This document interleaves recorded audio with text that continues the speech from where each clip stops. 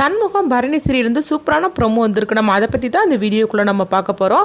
வெங்கடேஷ் கண் முழிச்சதுமே இதுக்கு காரணம் யார் அப்படிங்கிற உண்மையை சண்முகத்துக்கிட்ட சொல்லியிருந்தாங்க. அது கேட்டதுமே சண்முகம் அதிர்ச்சி அடைகிறாங்க. அடுத்து என்னெல்லாம் நடக்க போகுது, அறிவழகனை சண்முகம் எப்படிலாம் காப்பாற்ற போகிறாங்க அப்படிங்கிறத நம்ம இந்த வீடியோக்குள்ளே நம்ம பார்க்க போகிறோம்.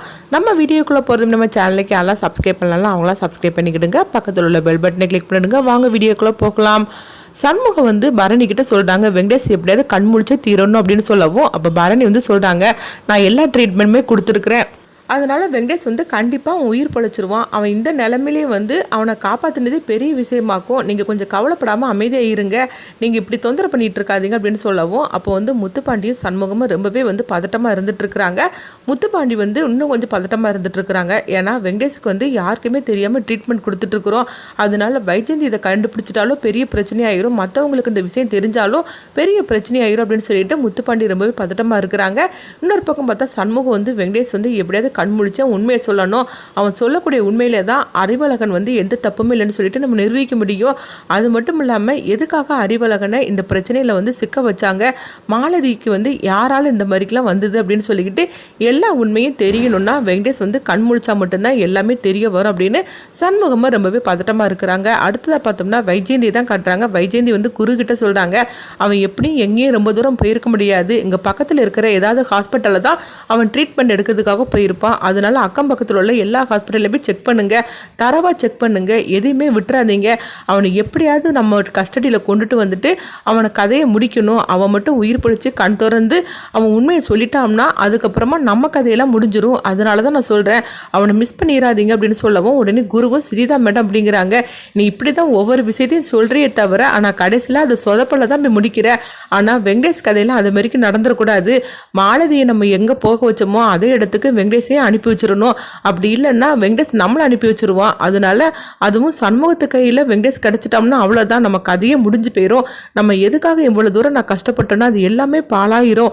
அதனால நான் சொல்கிறது கேளு, எப்படியாவது இந்த கதையை நம்ம முடிச்சே ஆகணும் வெங்கடேஷோட கதை அப்படிங்கவும், அப்போ குரு சொல்கிறாங்க, மேடம் நீங்கள் கவலைப்படாதீங்க, வெங்கடேஷால் ரொம்ப தூரம்லாம் போயிருக்க முடியாது, அதனால வெங்கடேஷ் பக்கத்திலே தான் இருப்பான், நீங்கள் கவலைப்படாதீங்க, நான் கதையை முடிச்சுக்கிட்டு உங்களுக்கு ஃபோன் பண்ணுறேன் அப்படின்னு குரு அங்கேருந்து கிளம்புறாங்க. அடுத்துங்க பார்த்தோம்னா வெங்கடேஷ் அப்படியே புலம்ப ஆரம்பிச்சிருந்தாங்க. அப்போ உடனே பரணி பார்க்குறாங்க. வெங்கடேஷ் அப்படின்னு சொல்லி கூப்பிடும் போது வெங்கடேஷ் கண் திறக்கிற மாதிரி இருக்குது. உடனே பரணி சண்முகத்தையும் முத்துப்பாண்டியும் கூப்பிடுறாங்க. வெங்கடேஷுக்கு அதாவது உணர்வு வந்துருச்சுது, அவன் பேச ஆரம்பிக்க போகிறான், வாங்க ரெண்டு பேரும் அப்படிங்கவும் உடனே ரெண்டு பேரும் ஓடி வராங்க.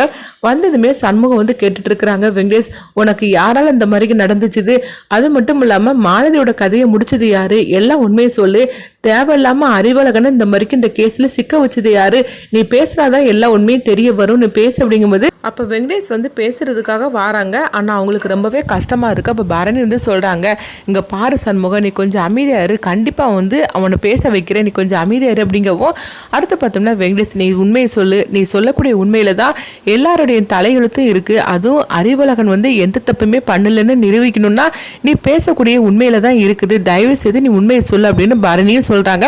அப்போ சண்முகமும் கேட்டுட்டு இருக்கிறாங்க, வெங்கடேஷ் நீ பேசு அப்படின்னு சொல்லும் போது அப்போ வெங்கடேஷ் சொல்கிறாங்க, இந்த நிலைமைக்கு காரணம் வேற யாரும் இல்லை, அந்த வைஜெயந்தி தான் அப்படிங்கிறாங்க. இது கிட்டதுமே எல்லாருமே பதற ஆரம்பிச்சிருந்தாங்க. என்ன சொல்லிட்டு இருக்கிற, வைஜெயந்தி மேடமா அப்படின்னு சண்முகம் கேட்கும் போது, ஆமா எல்லா பிரச்சனைக்கு காரணம் அந்த வைஜெயந்தி மேடம் தான் அப்படிங்கிறாங்க. என் கதையை முடிக்க சொன்னதும் அந்த வைஜெயந்தி தான் அப்படின்னு சொல்லவும் இது கேட்டதுமே சண்முகத்துக்கு ஒன்றுமே புரிய மாட்டேங்குது. எதுக்காக அவங்க இந்த மாதிரிக்கு பண்ணணும் அப்படின்னு சொல்லும்போது, அதெல்லாம் எனக்கு தெரியாது, ஆனால் மாலதியோட கதையை முடிச்சு அவங்க அறிவன் மேலே பழிய போட்டது எல்லாமே வைஜெயந்தி மேடம் தான் அப்படிங்கிறாங்க. மாலதியை திட்டம் போட்டு தான் அவங்க ஸ்கூலுக்கு டீச்சராக அனுப்புனாங்க. அதாவது ரத்னா டீச்சர் வேலைக்கு ஆள் வேணும்னு சொல்லிக்கிட்டு அவள் இந்த மாதிரிக்கு பண்ணவும், அப்போ எல்லாரையும் வேலைக்கு வச்சுக்கிட்டு மாலதியை மட்டும் அனுப்புனது அந்த வைஜெயந்தி மேடம் தான். அவங்க திட்டம் மட்டும் தான் எல்லாமே பண்ணினாங்க. அது மட்டும் இல்லாமல் மாலதியோட கதையை முடிச்சது அறிவழகன் கிடையாது, அந்த வைஜெயந்தியும் குருவும் சேர்ந்து தான் இது எல்லாமே பண்ணுறாங்க அப்படிங்கிறாங்க. இது கேட்டதுமே சண்முகத்துக்கு என்ன பண்ணுதுன்னு தெரியல. இப்போ பரணியும் முழிச்சிட்டு இருக்கிறாங்க.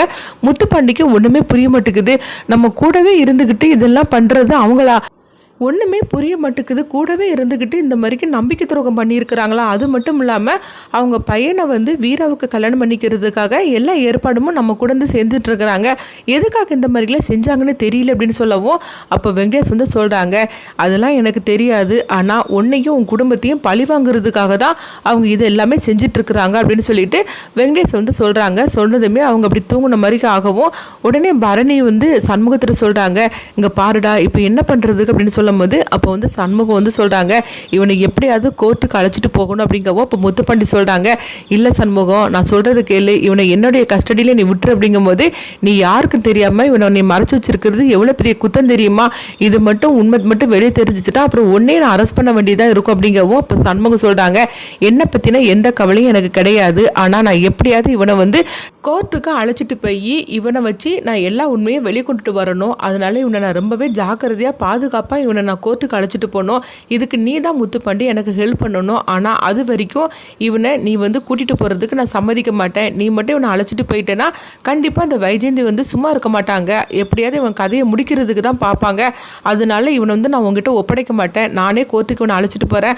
அதுக்கு பிறகு கோர்ட்டில் எனக்கு என்ன தண்டனை கொடுத்தாலும் பிரச்சனை இல்லை. ஆனால் உண்மையை வெளியே கொண்டுட்டு வரணும்னா இவன் உயிரோடு இருந்தாகணும் அப்படின்னு சொல்லவும் இது கேட்டதுமே முத்துப்பாண்டி சொல்கிறாங்க, இங்கே பாரு சண்முகம், நீ சொல்கிறதெல்லாம் கரெக்டு தான், ஆனால் நான் இந்த மாதிரிக்கு ஒரு வேலையில் இருக்கும்போது நான் எப்படி இந்த மாதிரிலாம் தப்பு பண்ண முடியும் அப்படிங்கவும் இப்போ பரணி சொல்கிறாங்க, முத்துப்பாண்டி பிரச்சனையை புரிஞ்சுக்கோ, வைஜெயந்திக்கு மட்டும் இந்த உண்மை தெரிஞ்சிருச்சுன்னா அதாவது வெங்கடேஷ் வந்து நம்மக்கிட்ட தான் இருக்கிறான், அதுவும் உயிரோட இருக்கிறதா அப்படின்னு சொல்லிக்கிட்டு உண்மை தெரிஞ்சிச்சுன்னா கண்டிப்பாக வந்து வைஜெயந்தி அவங்க அதிகாரத்தை வச்சுக்கிட்டு உன்னை சும்மா விட மாட்டாங்க. அதே மாதிரிக்கு வெங்கடேஷையும் சும்மா விட மாட்டாங்க.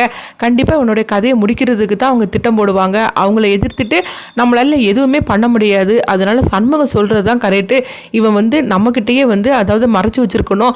கோர்ட்டுக்கு இவனை எப்படியாவது அழைச்சிட்டு போகணும். எப்படியும் வைஜெயந்தி மேடம் வந்து இவனை தேடி வரதான் செய்வாங்க. ஏன்னா இவன் உயிரோட இருந்தாக்கி அவங்க கதையை முடிச்சிருவோன்னு சொல்லிக்கிட்டு அதனால இவனுடைய கதையை முடிக்கிறதுக்காக இவங்க எப்படியும் தேடி இவங்க வந்து வருவாங்க.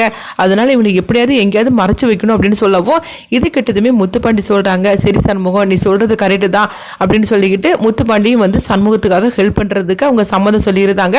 அடுத்தவங்க பார்த்தோம்னா வைஜெயந்தி வந்து குருவை அனுப்பி வச்சிருக்காங்களா. குரு வந்து ஒவ்வொரு ஹாஸ்பிட்டலாக தேடிட்டு இருக்கிறாங்க. எப்படியாவது இன்னைக்குள்ள நம்ம வந்து வெங்கடேஷை கையும் குளமாக பிடிச்சி அவன் கதையை முடிச்சே திருன்னு சொல்லிட்டு அவங்க வந்து எல்லா ஹாஸ்பிட்டலையும் அவங்க தேடி அலைஞ்சிட்டு இருக்கிறாங்க. இன்னொரு பக்கம் பார்த்தோம்னா சண்முகம் வந்து வெங்கடேஷை எப்படியாவது காப்பாற்றி நம்ம கோர்ட்டுக்கு அழைச்சிட்டு போயிடணும். கோர்ட்டுக்கு அழைச்சிட்டு போயிட்டு யார் இந்த தப்பு பண்ணினாங்க அப்படிங்கிற எல்லா உண்மையும் வந்து வெங்கடேஷ் மூலியமா நம்ம நீதிபதிக்கு நம்ம உண்மையை சொல்லி ஆகணும். அப்பந்தான் அறிவழகன் எந்த தப்பும் பண்ணல.